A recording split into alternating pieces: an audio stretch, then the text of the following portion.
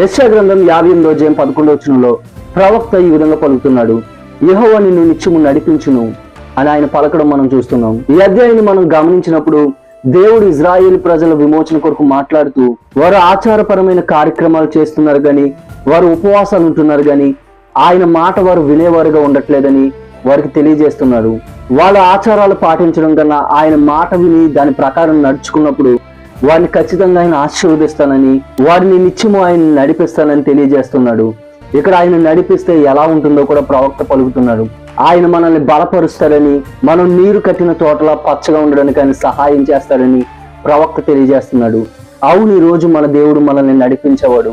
ఆయన పచ్చిక గల చోట్ల మనల్ని నడిపిస్తాడు. ఆయన మనకు సమృద్ధిని, సమాధానాన్ని దయచేస్తాడు. మనం చూడగలుగుతాం, దేవుడు యెహోషువకు తోడై ఉండి అతన్ని నడిపించాడు.